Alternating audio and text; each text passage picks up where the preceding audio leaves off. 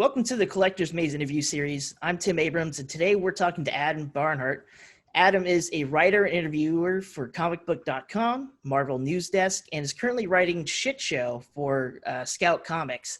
On top of that, he's interviewed basically most of my personal heroes. He's interviewed people like Kevin Smith, Robert Paulson, and Ron Perlman.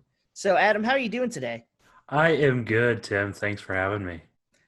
Well, no problem. How we like to start these things off is just kind of hmm getting your background. How did you get to where you are today? How much time you have? Enough? The writing, how I became a writer. I think my first quote unquote professional piece was I might have been in middle school, right? So as I explained off camera before, I'm in Northwest Iowa, and our local newspaper is a weekly, right? Every Wednesday circulation, maybe 1,400. And at the time, they had a tradition of hiring students to write sports. Um, and at that same time, I took fantasy football way too seriously. And I would like type up press releases and things of that nature for the roster moves I'd make. And that led straight into writing sports for the Pocahontas Record Democrat is what it's called. And one thing led to another, and much like the Seinfeld episode, yada yada. Now I'm here. There was stops in. I'm not sure if have you heard of arena football, indoor Oh yeah, football, that oh type of yeah. stuff. Had some stops with a few teams there doing communications and front office work. And now I'm here. During the football stuff, I did pick up some stuff with entertainment and stuff. I started doing free work at a site called MCU Exchange, and that kind of really ballooned my passion for entertainment and such. Another stop at one or two more websites, and we are here now with where I'm at. Yeah, it seems it's kind of funny. I'm here in Kansas, and I'm a video producer, so hmm I kind of have a similar background. And I've written for newspapers and things Right. before. Um, it's kind of funny that there's so many people doing kind of the same path here in the Midwest. hmm How did you make the transition? I know you talked about the MCU exchange, but hmm transition from like sports over to the comic book world. I've always kind of been more on the geeky side. I think we all kind of have, right? I know growing up, my parents, my father would always collect stuff, still does collect stuff. He has way more comics than I do.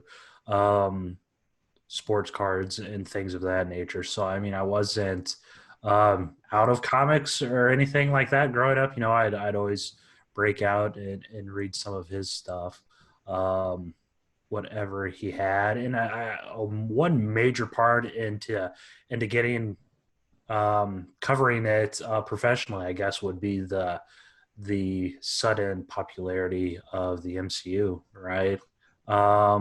That just completely changed my thoughts on everything. And then it's a lot easier to get into something like that when the MCU makes geeky shit cool, right? You know, Iron Man and Robert Downey Jr. come on the scene, and everyone watches Marvel movies now, right? It's the thing to watch. It's the thing to talk about. So I'd be lying if I said that didn't help out any stretch of the imagination. Right. And like you said, every time a Marvel movie comes out, it's almost like a huge event. You don't Right, see it, right, you're kind of left out now. right, Um, right. so what you talked about how your dad kind of had comic books and other Mhm. stuff laying around. Was there anything that in particular that was kind of like mind blowing to you or that you still love to this day? Just about comics, you mean, Or anything in or general? in general? I mean, so the way I mean, I love comics because I see it kind of gets into the whole Bill Maher scandal thing a little when Stan Lee passed away. It gets kind of into that, but I mean, so comic books to me, it's that fine line between cinema and prose, right? There's the artwork that helps kind of guide you into what the storytellers want you to know, but it still does. There's not a million frames in a comic book, right? So you still have to form some of the story with your own imagination. I think that's the primary thing that draws me to comics and still continues to draw me to comics and made me want to write comics. So if you think of it like that, do you have any sort of video background? Because in my upbringing, Mm-hmm. I've used comic books actually as storyboards to go out and Yeah, go shoot okay. something. So I don't know. Do you have a background Uh, in doing video or visual at all? Not entirely. Mostly everything self-taught. I know my way around Premiere and After Effects and things of that nature, but I'm not. I've never done like short films or actual filmmaking. Some stuff in school, but nothing too seriously. Um, yeah, Right. They all go hand in hand at some right, points. You got to know a little bit of everything. right. So kind of we talked about earlier how you write for comicbook.com. Mm-hmm. Can you tell us a little bit more about that, how you kind of got into that initially and what you do on there? Yeah. So like you said, I went from MCU Exchange to CBR, and it was doing CBR part time. Um, and then I noticed there was a job opening, a comic book, and I did that. Coincidentally enough, I was looking to get out of indoor football, right? And I got a job offer back home that I took, and I accepted that offer. I'm talking days before comic book also reached out with a comic or with an offer, and I'm so much of a pushover. I decided to accept the first offer. So how it worked out is I actually comic book actually let me write part time for a few years. Um, and you think about it and stuff, and who doesn't want to write about movies and television shows and comics for a living. So eventually I made the decision to switch, and I pretty much flip-flopped those. Well, it's 2 years now. Yeah, it's almost exactly 2 years I've been Huh. doing comic book full-time now. So how does it feel to write for them? Because it is a very popular website, and like you said, you're writing for TV, film, comics, everything that's out there. So how does it feel to write for a very popular website? It feels great, man. It's awesome. They let us write about whatever we want to. Um, it's good until that demon on your shoulder kind of nudges you and says, "Hey, look at the comments, or look at your Twitter mentions, or something of Oh that no, nature." yeah. But no, man, it's great. I love doing that. I love writing, I should say. I don't love looking at the comments. It's great. If you look at all the bylines I do, I mean, we've started getting expanding exponentially, and there's some bylines relating to Mountain Dew and the work. So it's a totally superb place to place to be. Yeah, I mean, just you describing it right there, it's kind of like a dream. I mean, Right. I think of myself as a little bit of a writer. I'm more of a video person, but I've done writing on the side and things like that. Just working for a place where you can go, well, hey, I heard about this. Can I write about this? Mm-hmm. It's very liberating almost. It's good. It's good. I will say there is kind of a double-edged sword to the whole thing. Hobbies are hobbies for a reason, um, and there is some danger, at least in my experience, spending 8 9 hours a day writing about the stuff you care about and analyzing it and picking it apart and stuff. I would probably say, as a result, my interest in things like the MCU have waned a little bit. But I still go to every movie. I still watch every show. I still love the MCU. So it's every plus has a little minus, I suppose. Yeah, I mean, it definitely could be way worse. It could be. That's very true. I've worked for some websites, and Mhm. I can't say too terribly much, but there's some websites I want you to go out and make like 5 Reddit accounts and get them up to snuff, Mhm. and then spam out your articles and everything like that. And I don't see comicbook.com doing that Nope. or anything like that. Not at all. Reddit, huh? That's a speaking of comments and mentions and stuff. There's a whole nother monster right there. Oh yeah, Reddit, and that's some sage advice. The looking at some of the comments. I don't know if you have any off the top of your head that might be ones that stick out, but is there a comment or two that sticks in your head every once in a while and you come back to, or? No, I can't. I don't think there's ever been a comment I know right now I can't think of a comment that sticks out. I general themes or something. Every time I write something about Mountain Dew, like it just said, everyone's like, "What the hell does this have to do with the comic book?" But at the same time, when you look at the site, and we do wrestling, anime, movies, Saturday Night Live, all over the place. Um, and some other things that it's the digital media landscape. Everyone always drops the CB word, clickbait. And there's certainly a fine line with all that stuff. We're certainly not as bad as other places, but it's just that type of stuff. Um, yeah, I can't think of any comments. Yeah, it's just people, man. People have Twitter and Facebook, and a lot of people don't realize that people can see what they write on the internet. Like you write something and you say something, and people realize other people can read that. Very unsavory things posted all the time, especially in the year 2020. Um, Right, yeah. but I don't mean to be turning into a grouchy old man and telling everyone to get off my lawn. But yeah, it's if you get into this stuff professionally, just avoid most comment sections or what have you.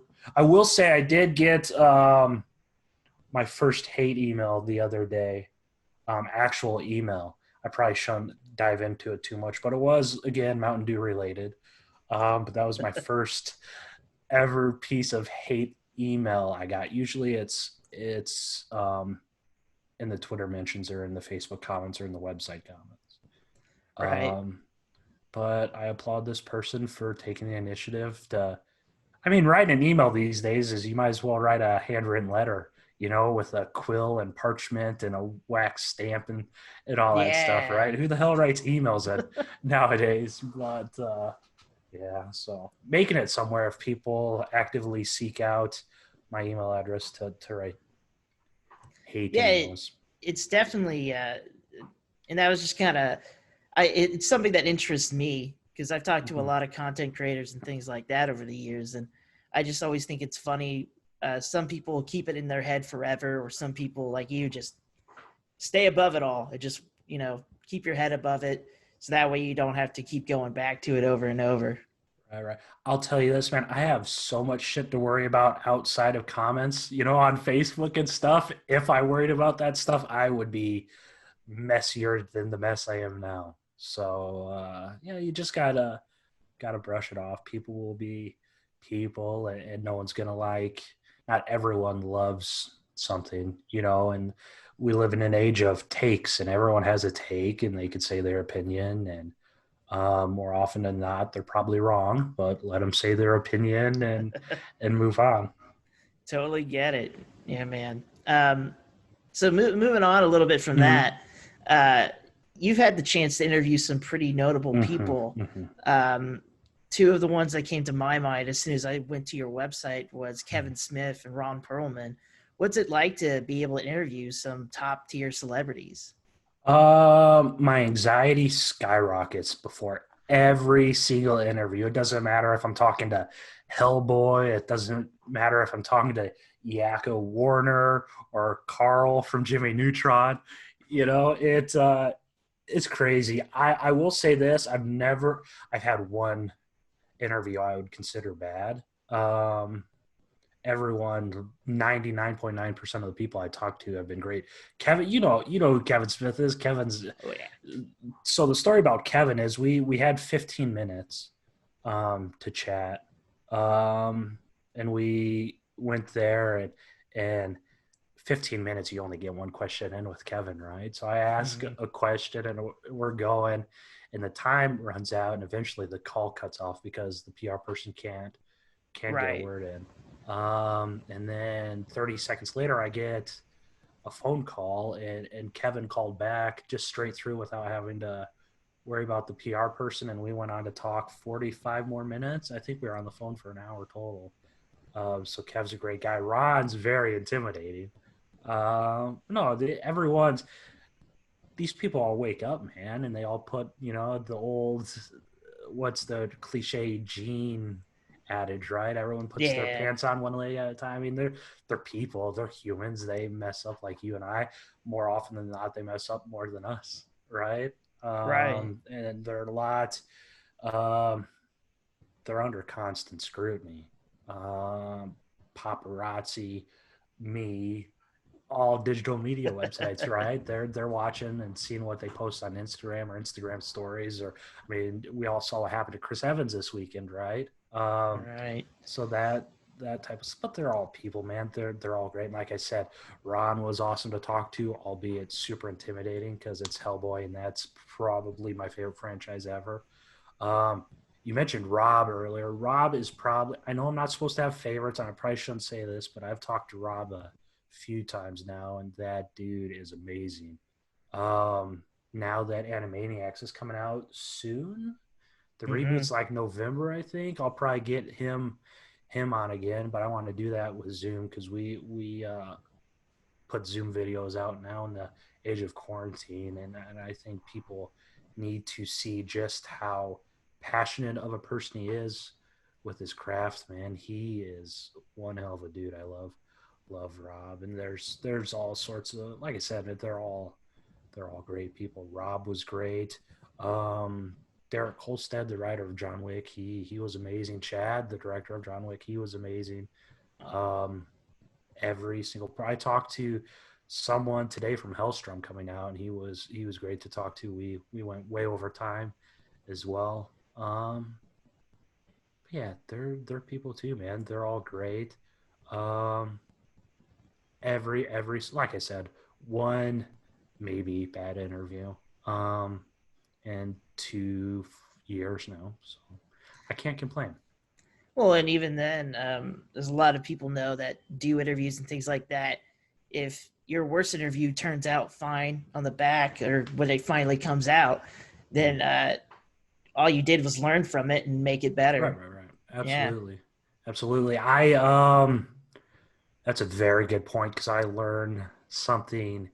It's a catch 22 because you learn something, but then you realize, well, damn it, the next person I talk to is an entirely different person, and they may not react to this question, or they may not react to this kind of tone or what have you. Um, yeah, there's you always learn. That's never going to stop. I don't think. I hope it doesn't. Well, and so you talk about how you're preparing questions and everything. Mm-hmm. Can you talk about what your process is to kind of talk to some of these big time celebrities? I know I would probably, like you said, you were full of anxiety. I know if I got to talk to any of those guys, I'd be freaking out just like Right, you. right, right. Um, so I start. It's completely changed from what I do now, from where I started. It's completely flipped 180. Um, the first thing I did was I looked up the interviewers I liked, the interviewers I really enjoyed. Um, I really, when I started this job, I loved watching Hot Ones and Sean Evans. But when you look at Sean, I love the dude, but you can tell he memorizes every single question word for word, and at times it's there's not emotion, or he's very stoic. It's I don't know what to say. I don't want to shit on Sean Evans by any means because he's a superstar and he's awesome, but that's essentially what I did. For the first year I was in here, I would actually type out questions and rehearse them to an extent. But it's very robotic. And then I slowly went to index cards and did lists on index cards, and I would just, instead of writing questions, I would write topics or a ballpark idea, what have you. And now I'm lucky to do that. I pretty much do prep work, and research what they've done and what they're doing, and that kind of stuff. And I hop in with both feet and see where the conversation goes. There's every so often there's the PR person that requires pre-screened Right. questions and such. But for the most part, you just hop on and you talk to the people.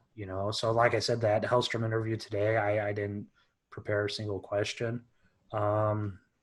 I already kind of knew where I wanted to go with that. So we hopped on Zoom like we're doing now, and we just talked, and it was super productive. So that's the work or the process behind that. Sure. And like you said, like even I'm guilty of it too. I sent you questions beforehand. But really getting out of that robotic tone is something that Right. people, I think even in this quarantine age, you're going to see a lot, because a lot of people are doing exactly what we're doing right now, and you guys are doing it as well. They need to get out of that robotic, like, all right, this is the next question, or, Right. and all that. It And that's just helps. my soapbox there. But No. Right. Absolutely. It helps. I learned to watch red carpet interviews instead of like studio interviews and such where there'd be teleprompters, because the red carpet's the most hectic place ever, and everyone gets 2 or 3 questions, Brandon Davis for Comic Book. He does a great job. Another one, Josh Horowitz on MTV. I think it's MTV now. Josh Horowitz. Follow him on I think Twitter. so. Yeah. And then Mark Malkin with Variety also does a great job on the red carpet as well. So that's what I kind of went to do, training, schooling a little bit. I feel super nerdy taking notes on red carpet interviews when you're not even taking notes about the talents and stuff, but the people behind the camera. Who the hell does that? But it certainly helped me a lot. It's a mark of a good interviewer. You go in, you figure out, okay, what works and doesn't work. And kind of leads me to some of the next stuff is, do you prefer doing interviews over doing, just some written content, or do you prefer news or anything like that? So if we're not lumping creative writing, is that what? If we're not lumping comics writing, I'll say that into this. I would say, I prefer interviews. I just like talking to people and getting their story, and I love helping people tell their stories. That was one of the first things. I don't want to say I made a creed or anything like that, but I really wanted to help give people in film that didn't have a platform, I guess.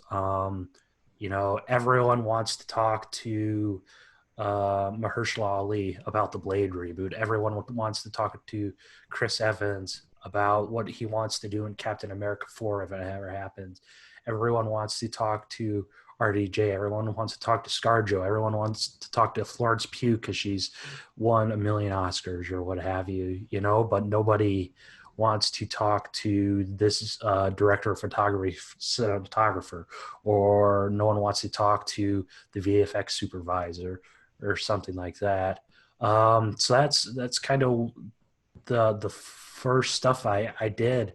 Also, they're super easy interviews to set up, and visual effects people, man, they won't stop talking at all. They are the nerdiest, most awesome people ever. I love visual effects people, man. I just had another one with Umbrella Academy that went way over an hour. But those guys, all visual effects people, are amazing. And as I keep talking, I totally Lost my train of thought and forgot the question. Oh, interviews. Yeah. I would prefer, interviews over written news every day, except I also realize interviews don't pay the bills. Interviews are great for the brand and to say, well, hey, look, we have this exclusive, we have this original, but at the same time, um, you know, my interview with Rob Paulson does not bring in the ad revenue that um, Chris Evans' response to his leaked nudes Yeah. would, and that's the digital media landscape, and I'm fully aware of it. If I could just do interviews for a career and crazy ass theories where I just spew, man, this is how they need to bring a nihilist into the MCU, and this is why Richard Rider needs to be the MCU's next big star. I would do that every waking second. But at the same time, doing the stuff that makes the money allows me to affords me the opportunity to do all sorts of interviews. I tried like hell. So I'm not sure if you can see, I have on my desk, I probably shouldn't show you. I have a post-it note, right? I wrote a bucket list of people I wanted to interview before I started. Um, and I went all in. So Vincent D'Onofrio was one of these people on my bucket list, right? Kingpin, Gomer Pyle, Oh yeah. Criminal Intent guy. I forgot his name on Criminal Intent. Who else? The Bug in Men in Black. Um, if you guys don't know who Vincent D'Onofrio is, man, watch Daredevil for Christ's sake. I was gonna say he's the best Kingpin I've ever seen. Right, and he's one of the best comic book villains we'll probably ever get. But I strategically planned and worked on it for 2 years. And finally, thank God, locked him down. What was that? It's been a couple months ago already. But then again, I never would have gotten there if I didn't write stuff about Daredevil, or if I didn't write stuff about the Save Daredevil campaign, if you've heard of that, or all this other stuff, with Daredevil. Then we launched this with quarantine. Like I said, BD, I mentioned him earlier, did these quarantine watch parties. So I did a Daredevil quarantine watch party, and that just blew up. Everyone was there. We had I think everyone besides Foggy Nelson, Eldon Henson, took part in live tweeting. And Charlie Cox didn't, but Charlie doesn't have Twitter because Charlie secretly has the soul of a 70-year-old man, I think. But that was kind of what brought me to Vince. But like I said, none of that would have happened if I haven't or still don't write the bread and butter, the meat and potatoes of the digital media world. Well, right, and everything leads up to something. Mm-hmm. And to move on a little bit to something that you're doing now, I mentioned in my intro that you're writing for Scout Comics now. Mm-hmm. So is it actually ShitShow? And It what is is ShitShow, man. It is ShitShow. ShitShow was an idea I've been mulling over for a while.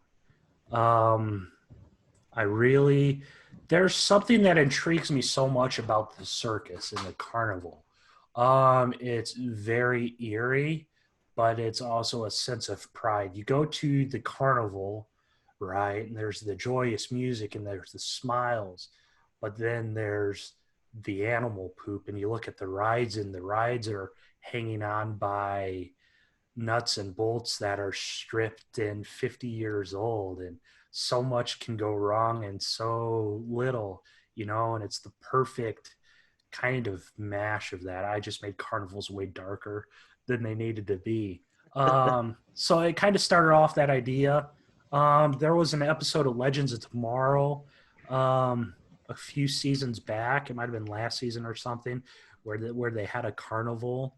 And then I'm like, man, this is so much like my idea, except they didn't do anything with the carnival.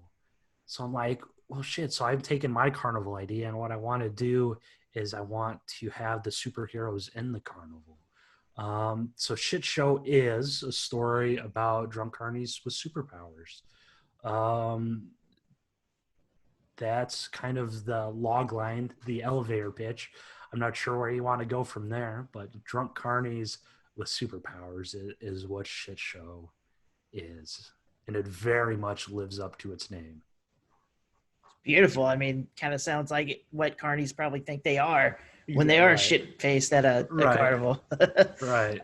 How does it feel to make the transition from writing about comics and that topic in general, and then actually writing stuff? Very, very scary. I wouldn't say super scary, but see, that's the thing. I love comics. If I could make a living off writing comics, I probably would. I never will though, because the only thing I really want to write right now is shit show. Um, it's just it's awesome, and I think 2020 was a godsend because it's really helped me be more creative.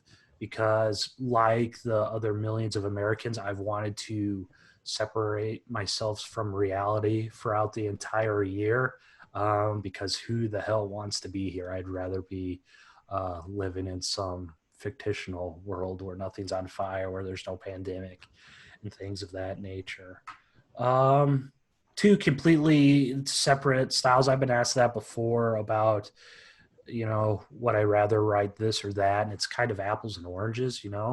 Um, Comics hasn't paid me a cent. I've paid many, many cents, in fact, to write comics. Um, so it's give or take. I would say apples and orange. I mean, I love creative writing. I love creating things. But then at the same time, I don't mind, like I said, talking to people, interviewing people, getting their stories, writing the news. Right. And you're writing for such a small publication too, Scout Comics. Mm-hmm. Can you talk about how it is working with those guys and just initially pitching everything to them? Scout's amazing. Um, they're on the up and up, man. I'm impressed. So I fun fact, September 18th. I have it circled on my calendar. September 18th, 2019 is when I sent my first shit show pitch into Scout. So in 2 days, it'll be a year. But I pitched it just like, everyone else has to pitch their stuff because it's my first published work. Before this, I did a one shot that I wanted to do like a 4-issue mini series. And that was self-published, but that's the worst thing I've ever written probably. I did some short stories digitally. But this is my first published work. And as such, so I had to get the artist together, the creative team together. I use social media for that. Our artist Samir, he's from Brazil. Warnie, our colorist, I think she's in Indonesia. And Letter Squids, Justin from Letter Squids is from New England. So I assembled that, and then we did the first 6 pages. We sent that pitch in. I put together a pitch packet. I said, I gave him the log line. Hey, drunk carnies with superheroes. I gave him the outline. I say, well, here's why the carnies are drunk, because they're not drunk for no reason. There's this very specific reason why, especially our protagonist, Richard McCoy, is very drunk all the time. And then after that synopsis, I included an issue by issue outline. And then at the end, I put 6 completely finished pages in a PDF, and I emailed it off, and I didn't hear back for a while. So I'm like, well, shit, they're not interested. And I went among my life for, I think it was a couple months. And then I got an email and said, hey, here's a contract. Do you want Shit Show published? And I said, hell yeah, I want Shit Show published. And a year later, here we are. Yeah, I mean, so has the first issue come out yet? I haven't been able to find it just yet. Okay, good. It's actually in it's going to be, when's previews? So October previews are released next Wednesday, I think, and it will be in there. It comes out December. And then after that, I'm not sure how the release schedule is. So Scout, this also answers your next question. Scout's so damn amazing to work with. The perfect amount of oversight and freedom. They provided an editor, Andrea. He's great. And he provided he provided notes and stuff, but he didn't, there were recommendations, but there were no, I don't want to say rules, requirements. Scout didn't make me change anything about the story. They didn't make me do this or say this line or do that. But at the same time, they provide so much support. They provide support or knowledge if someone asks. They provide marketing support. Obviously, they provide distribution, and they get it into previews, and they're doing big things, man. They're up there. The recent market reports, I was looking at Comic-Con. I think that's a sales tracking website. They released the charts and stuff, and Scout finished with ahead of some pretty big public. I think they're ahead of Dark Horse even, maybe. That was a month Dark Horse released no titles because of delays and such. But hey, a win's still a win, man. It doesn't matter how you got there, you'll take it. But they're doing great things. James Hake put together this awesome. Now I'm going to sound like a used car salesman, but he put together a subscription box. Each month it's $35, give or take a few bucks for shipping. And it's every issue Scout pushed out that month. No one in the history of publishing's ever done that, I think. There certainly isn't a Marvel subscription box where you can sign up and get every Marvel title, right? There's, I don't think, or DC or Dark Horse or Image, so you get at least 12 issues, and more often than not, they're either like the web store exclusives or what have you. And then that's the other part, bringing up exclusives. Scout is very, very collector friendly, very mindful of collectors. So there's the Ashcan first appearances. There's the variant covers and things of that nature. People have love-hate relationships with variant covers, but that's the thing. Scout's very much a company by fans, for fans type scenario. Well, and you're right. I think about my pull list right now. Mm-hmm. Definitely getting $35 for 12 issues is great for one. And for two, my pull list of Marvel comics is just outrageous right now. So don't feel bad about shilling. We shill all the time here. And we're collectors maze. We love collectibles, so it's even better, man. Right. Before I started this comic venture, I looked at my pull list once, and I realized with as much as I paid and my subscriptions and pull lists and stuff, I could open my own Diamond account and meet the minimum monthly payment for as much I was paying. And that was kind of a realization like, all right, maybe I need to cut back some. Yeah. And I'm pretty much all digital now. I still get the books I really, really like. Donny Cates Thor, Aaron's Avengers, Rob Vendetti's does probably the best job on Hawkman ever, and some Image stuff, Boom stuff. You have to have Something's Killing the Children, right? And things of that nature. Just whatever. But before, it was pretty exhaustive, man. It was this and this and this. I wasn't even liking it. I'm like, why the hell do I keep buying this? I have no self-control. But that's all changed now. Well, right, and that's kind of everyone's in that kind of place right now. I know I'm not going into the shops and hunting for stuff right now, and I want to talk more about this, but I feel like we can move on to the Marvel News Desk. You say you're also involved with them, so can you tell us what you do for them?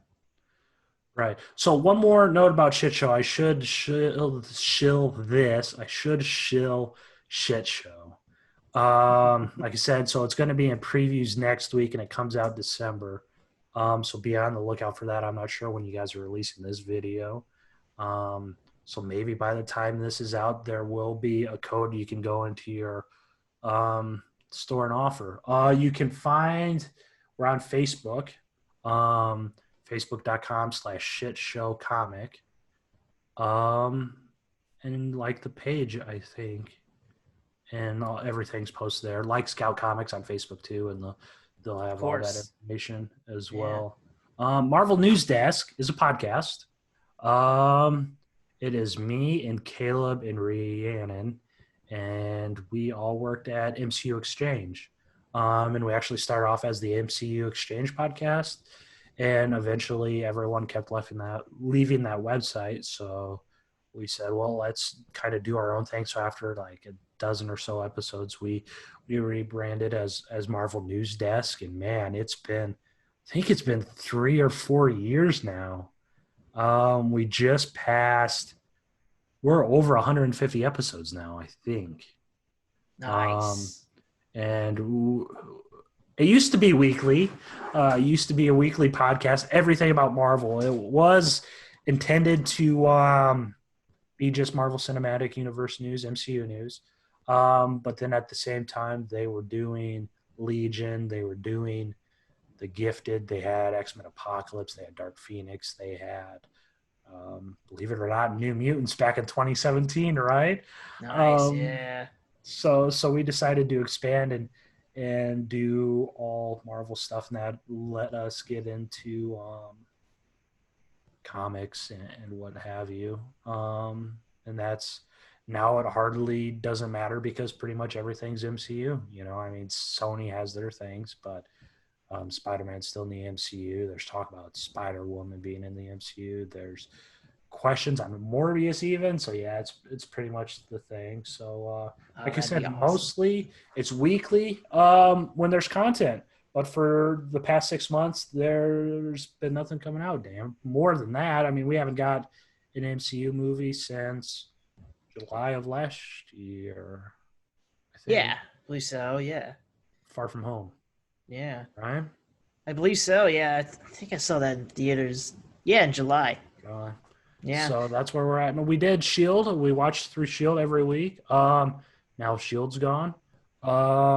Hellstrom comes out next month, or a month from today. Excuse me, October 16th. That comes out.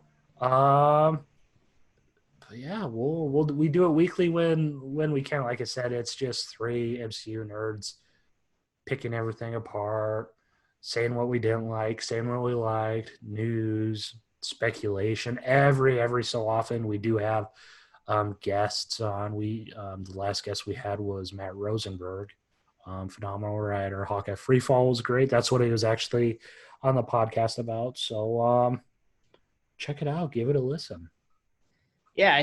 I mean, I haven't listened to too much of it. I glanced Mm-hmm. a little bit earlier while I was at work between my boss with me and doing more stuff.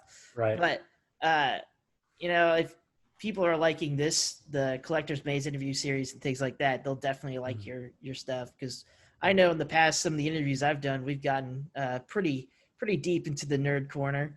Mm-hmm. Uh, if I Oh yeah, I mean we talk. I think the shortest we've ever been's been 50 minutes. So it's just we're all fans. I mean, I'm the only one that does any entertainment stuff professionally. And once for the first year and a half we did it, we were just three fans that loved writing about it. Most times I'm probably the most negative. We each get kind of negative sometimes, and our Apple scores tank because of that.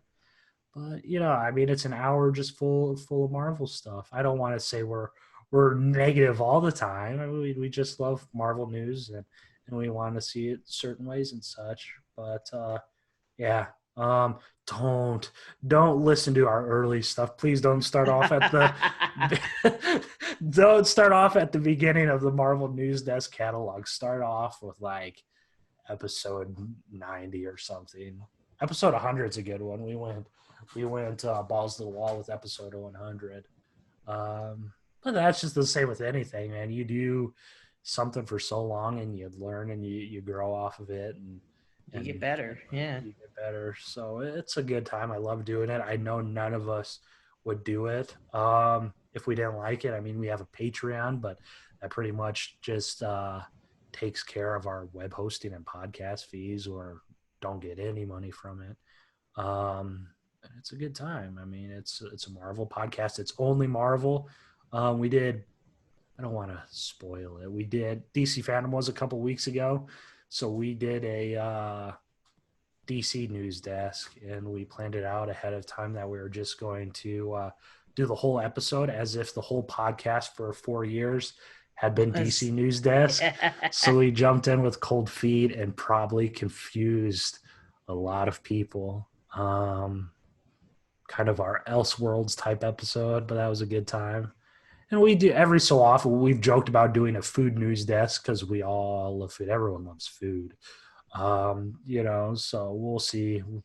We have to be more innovative and interesting when Marvel news doesn't come out. So Right. That's kind of where we're at right now.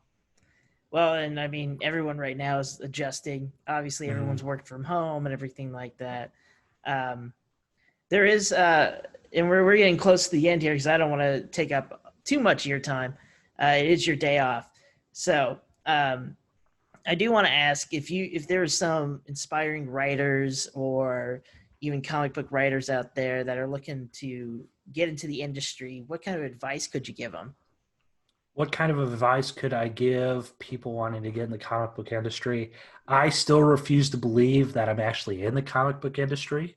But to write something, you got to write. And if you go to any panel at any Comic-Con, if you take any class online, if you sign up for anything, the first thing everyone's going to say is you got to write.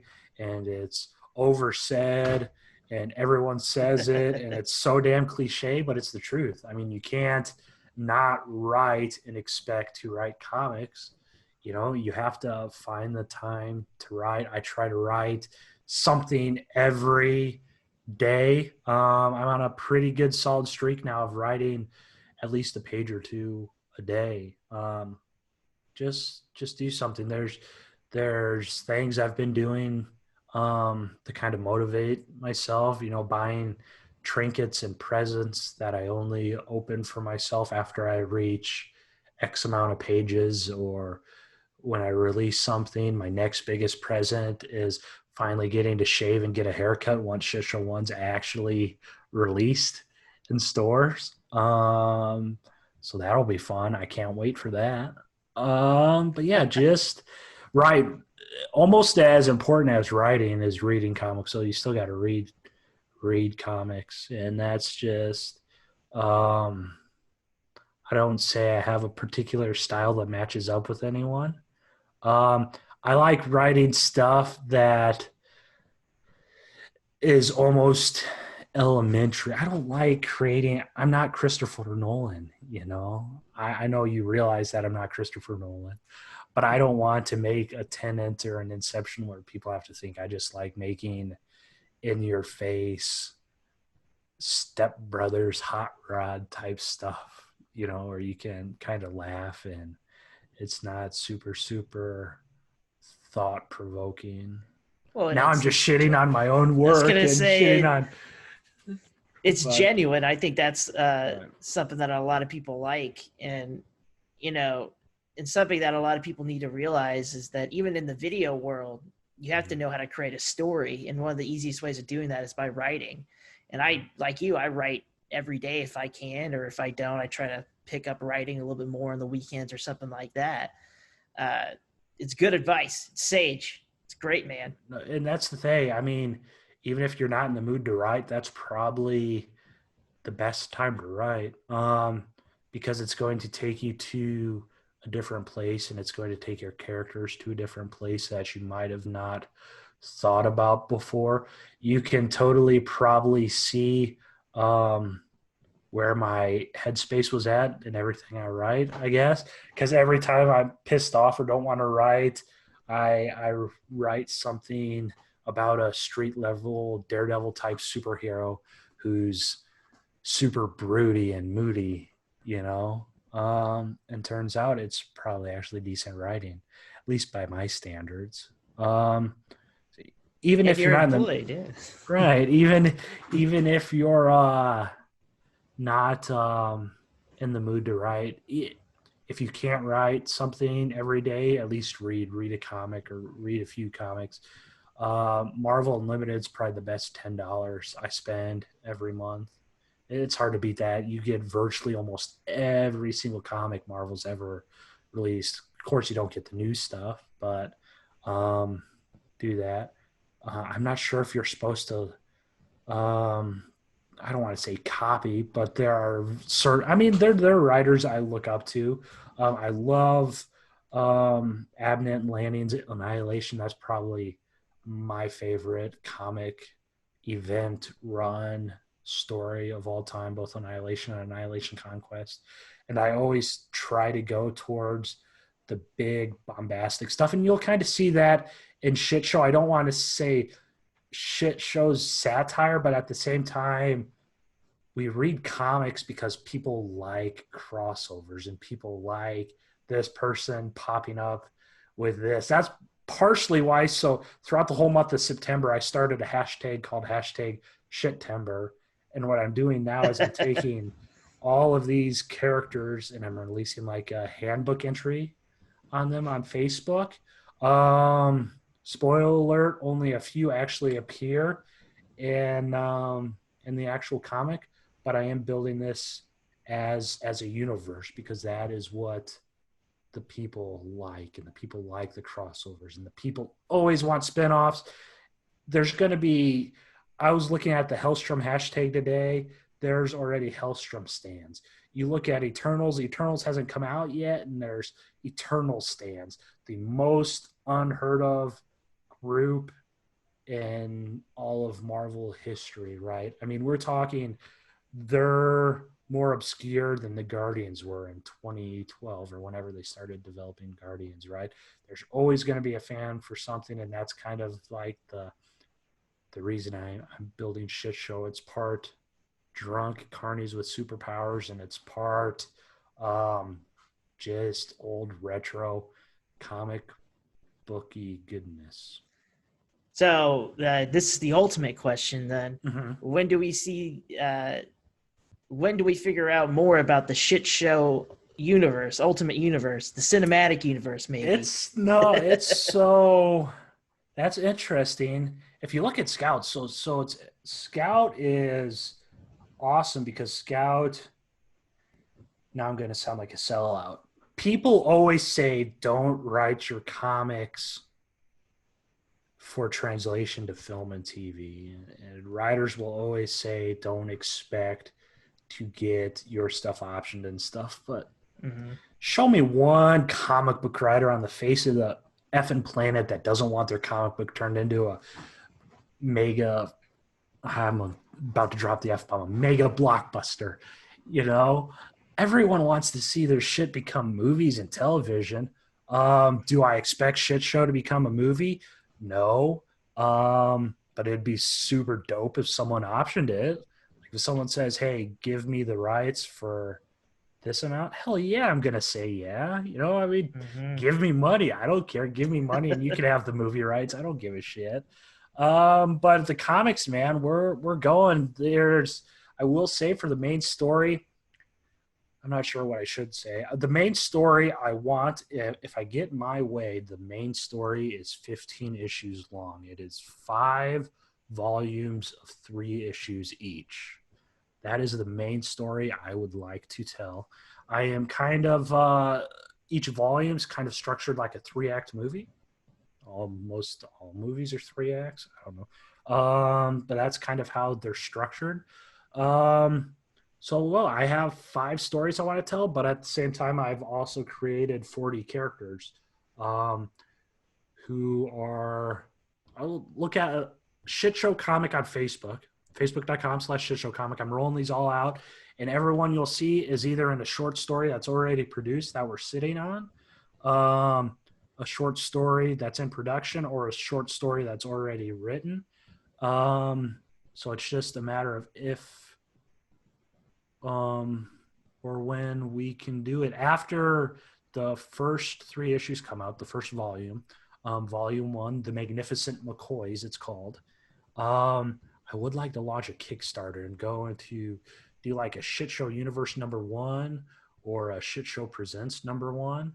and collect 4 or 5 of these short stories and kind of like a one-shot thing to help Sure. expand things, and kind of judge how it goes and stuff. Like I said, it's superhero capey goodness. There's one short story I love that I probably shouldn't have even introduced in ShitShow because I think it's very much a separate property in the vein of Teenage Mutant Ninja Turtles, or something of that nature. It's just the characters are pretty damn good. So there's that short story is planned. What other short stories we have?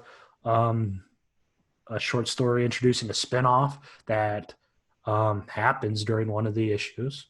And then a short story set in 1920s New York, and a short story that sets up volume 2, which I've pitched and haven't heard. I haven't pitched in earnest. They know I want to do it though. So I think you guys have talked to Charlie. So once Charlie sees this video, maybe he'll be put on the hot seat to respond to my Twitter messages and say, yes, Adam, you can start work on ShitShow Volume 2. Charlie's such an awesome dude. Charlie and David are... I messaged David the other night at 1 a.m. and he responded within like 30 seconds. I think David Byrne also has a video on here. So yeah, I totally felt bad because I totally lost track of time and didn't realize it was 1 a.m. in the morning.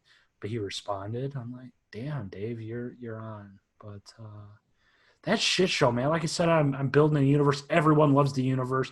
That's the one thing I've learned with my day job. Every single conversation, as tiring as it is, as tired as the question is, as exhaustive as it is, you have to ask every single person what Marvel character they want to play, or if you're already talking to a Marvel character, what crossover they want, or what have you, because that's what people want. No matter what people say, people want crossovers.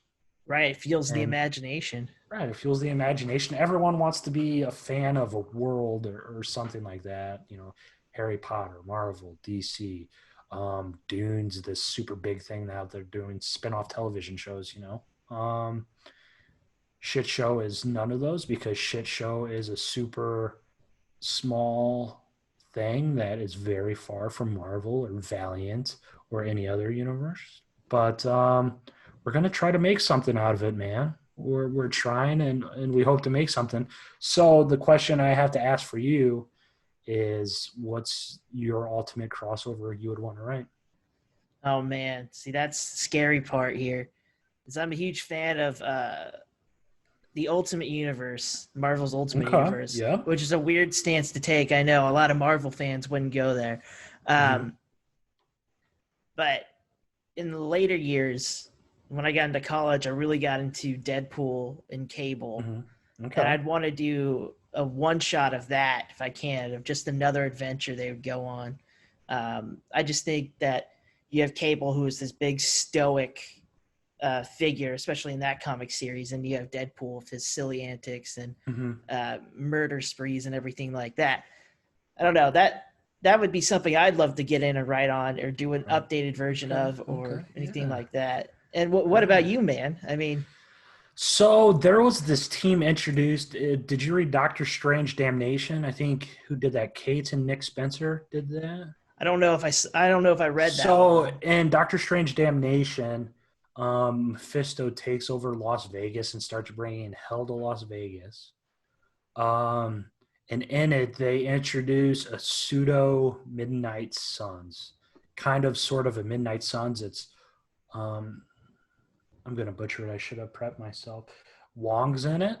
Moon Knight's in it. Iron Fist is in it. And if you can tell by my thing, I have two shelves dedicated to Iron Fist and Moon Knight. Man-Thing's in it. Clea's in it.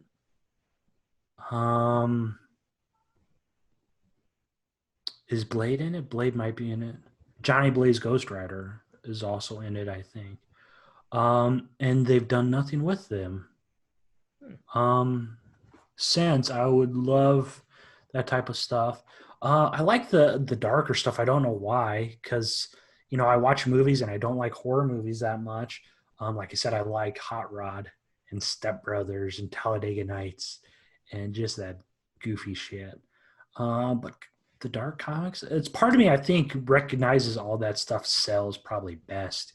You know, Wolverine sells best when his claws are bloody. Um, Right. Venom sells no matter who writes it, no matter who draws it.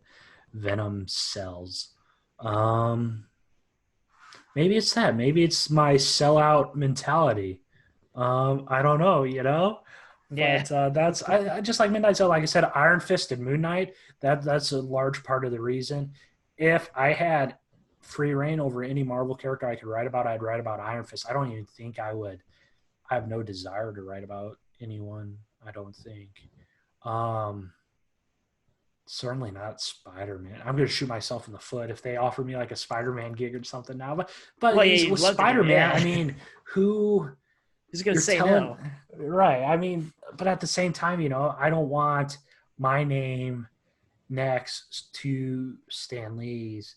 I don't want my name next to Peter David's and Dan Slott because I know my work is far, far less substantial than their work. Maybe someday I would write Spider-Man, but yeah, if that offer comes across the desk, no one's going to say no to writing Spider-Man.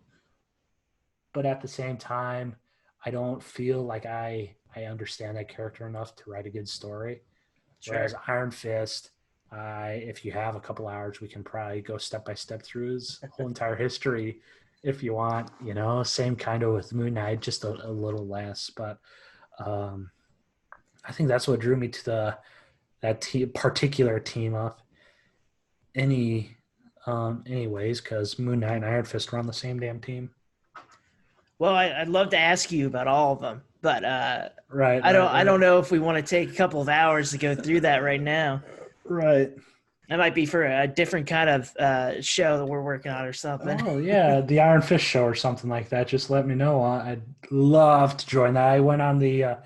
There's a couple Iron Fist podcasts I've guested on too. I've guested on Ray. Ray does Into the Night, a Moon Knight podcast, which is fantastic too. I don't mean to pimp other shows while I'm on a separate show. That's fine. We But we like spreading the love, man. We're not all right, against awesome, it. awesome, So, awesome. Yeah, that's a super dope one. But yeah, Moon Knight, Iron Fist are both probably my favorite characters in it. That Midnight Suns Damnation team would be awesome. well, I don't want to take up too much more of your time. I know you Okay. said earlier it's your day off. Right, right, right. So, um, the last question, most Mm-hmm. important question. Okay. What do you want to plug? I know you've already plugged Shit Show. Uh-huh. If you want to plug it again, you can, or where Right, can right, people see right. your stuff? You could see my stuff everywhere. Comicbook.com. That's my day job. Friday through Tuesday, I'm plugging away, man. I'm bringing you the weekend news. Before long at all, we're kind of SNL HQ, Saturday nights and such. But no, just read comicbook.com. We do you visit comicbook.com 3 times a day. You'll have all the news you'll need for the day. You'll be the most educated person in your bunch, in your friend group, because it's just so games, anime, comics, movies, TV, everything you needs there. Probably the fastest on the internet. Um, Marvel News Desk, sub to Marvel News Desk, and shit show number one, man. If you want to see that shit show universe, buy it. It's goofy. It's I don't want to call my own shit irreverent, but it's just something different. It's superhero stuff, but it's every superhero has a flaw and they're very human, and I think there's something charming about that, and it's almost I'll admit it's kind of cliche. The goal is to be almost cliche, but veer off ever so slightly so people don't think, oh, this is too on the nose, this is gross. We have a Superman character, we have a Martian Manhunter type character, we have a speedster, we have a sorceress, we have all that kind of stuff. Like I said, that is out December 1. It will be in previews very, very shortly. I don't have the code yet because it hasn't been published. But yeah, it's coming out. Just be on the lookout. Like I said, facebook.com/shitshowcomic. You could also go to poop.show and sign up for our email newsletter. I swear to God, that is the real website, poop.show, poop.show, and sign up for our email newsletter. And I send stuff through there too. I'm on Twitter at Adam Barnhardt. And yeah, that's just buy my comic because I want to make more comics, please. And buy my comic so all the people at Scout that are watching this video agree to publish my comic. I hope the Scout people watch this video. Otherwise, I don't know how I'll feel about that. We'll spam it towards them. We'll make them watch yes, it. please. And everyone watching this, that is exactly what you should do. Hop on Twitter. I think it is at Scout Comics.